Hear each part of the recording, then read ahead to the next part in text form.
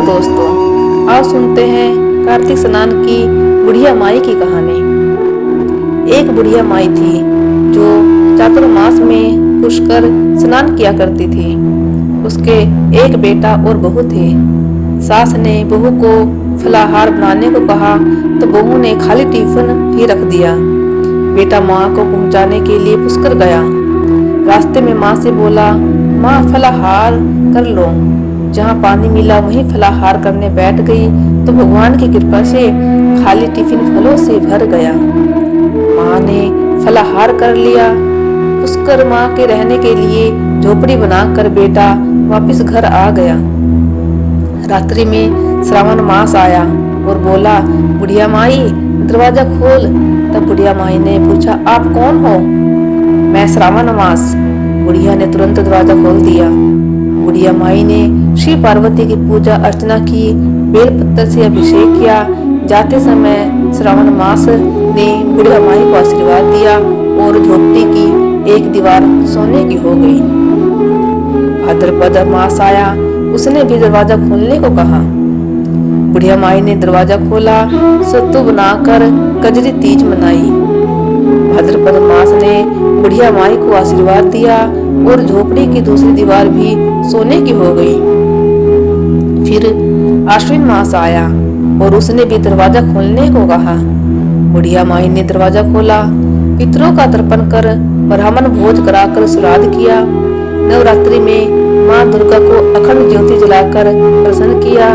सत्य के विजय दिवस के रूप में बुराई का अंत की खुशी में दशहरा मनाया। आश्विन मास ने जाते समय प्रसन्न होकर तीसरी दीवार भी बहुमूल्य रत्नों से जड़ित कर दी और बुढ़िया माई को सदैव प्रसन्न रहने का आशीर्वाद दिया। इन सब के बाद कार्तिक मास आया, उसने भी दरवाजा खोलने को कहा। बुढ़िया माई ने दरवाजा खोला, अति प्रसन्न मन से कार्तिक स्नान किया, दीप दान कर दिवाली, गोवर्धन पूजा, भैया दूज, गोपाष्टमी, आंवला नवमी मनाई। कार्तिक मास ने जाते समय आशीर्वाद दिया और झोपड़ी के स्थान पर महल बन गया। बुढ़िया माई गरीबों की सेवा कर भजन कीर्तन में अपना समय व्यतीत करने लगी। बेटा अपनी माँ को लेने आया तो माँ और झोपड़ी को पहचान न सका तो पड़ोसियों से पूछा। उन्होंने बताया तो बेटा माँ के चरणों में गिरकर बोला, माँ घर चलो। सारे सामान के साथ घर ले आया। सासू माँ के ठाठ देखकर बहू के मन में लालच आ गया और उसने अपनी माँ को भी पुष्कर छोड़कर आने को कहा तो उसका पति अपनी सास को भी पुष्कर छोड़ आया। परंतु बहू की माँ की धर्म कर्म में बिल्कुल रुचि नहीं थी। वह 4 समय भोजन करती और दिन भर सोती। चारों मास आए और चले गए। जाते समय झोपड़ी गिर गई और बहू की माँ गधी की योनि में चली गई, क्योंकि औरत लक्ष्मी का रूप है और लक्ष्मी की तरह चंचल होना चाहिए।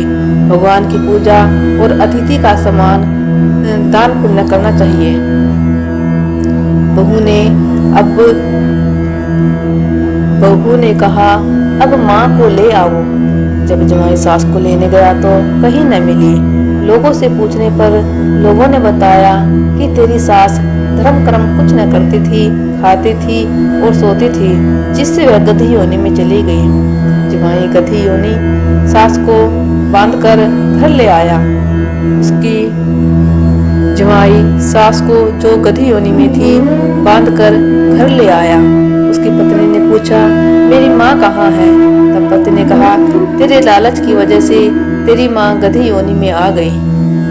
बड़े बड़े विद्वानों, ब्राह्मण, ऋषि मुनियों से पूछने पर उन्होंने बताया कि तेरी सास के स्नान किए पानी से स्नान करने पर उसे मनुष्य योनि मिलेगी। तब बहू ने ऐसा ही किया और उसकी माँ पुनः मनुष्य योनि में आ गई। हे राधा दामोदर, भगवान जैसा बुढ़िया माई को दिया वैसा सबको देना।